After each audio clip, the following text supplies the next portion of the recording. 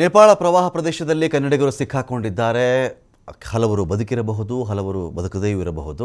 ಬದುಕಿ ಬರಲಿ ಅಂತ ನಾವು ಹಾರೈಸಬಹುದು ಅಷ್ಟೇ. ಈ ಸಂದರ್ಭದಲ್ಲಿ ಹೈದರಾಬಾದ್ನ 23 ಜನ, ಕಲಬುರಗಿಯ 2 ನೇಪಾಳಕ್ಕೆ ಹೋಗಿದ್ದರು. ಹೈದರಾಬಾದ್ನಿಂದ 23 ಜನ, ಕಲಬುರಗಿಯಿಂದ 2 ನೇಪಾಳಕ್ಕೆ ಹೋಗಿದ್ದರು. ಒಟ್ಟು 25 ಜನ ನೇಪಾಳಕ್ಕೆ ಪ್ರಯಾಣ ಬೆಳೆಸಿದ್ರು. ಕಲಬುರಗಿ ಜಿಲ್ಲೆಯ 2 ಸುರಕ್ಷಿತ ಸ್ಥಳಕ್ಕೆ ಇದೀಗ ರವಾನೆ ಆಗಿದ್ದಾರೆ. ಮಲ್ಲಿನಾಥ ಕೊಲಕುಂದಿ, ಸಂಗಮೇಶ್ ಕನಕಪುರ ಇದರಲ್ಲಿ ಪಾರಾಗಿದ್ದಾರೆ. ಇವರಿಬ್ಬರು ಕಲಬುರಗಿಯವರು. ಇಬ್ಬರನ್ನು ಸಂಪರ್ಕ ಮಾಡಿಕೊಂಡು ಇದೀಗ ಮಾಹಿತಿಯನ್ನು ಕಲೆ ಹಾಕಲಾಗಿದೆ ವಿಪತ್ತು ನಿರ್ವಹಣಾ ಸಂಸ್ಥೆ ಕಡೆಯಿಂದ. ಸದ್ಯ ಇಬ್ಬರನ್ನು ಕೂಡ ಸೇಫ್ ಪ್ಲೇಸ್ಗೆ, ಸುರಕ್ಷಿತ ಸ್ಥಳಕ್ಕೆ ರವಾನಿಸುವಲ್ಲಿ ಒಂದು ಕಡೆ ಯಶಸ್ವಿಯಾಗಿದ್ದಾರೆ. ನೇಪಾಳದಿಂದ ಅವ್ರನ್ನ ದೆಹಲಿ ಕರ್ಕೊಂಡು ಬರಬೇಕು ಅಂಥೇಳಿ ಇದೀಗ ಸರ್ಕಾರ ವ್ಯವಸ್ಥೆ ಮಾಡ್ತಾ ಇದೆ.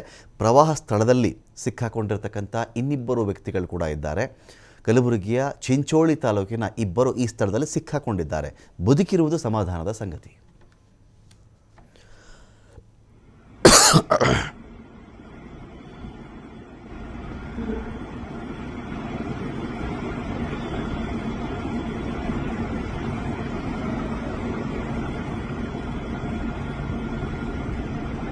She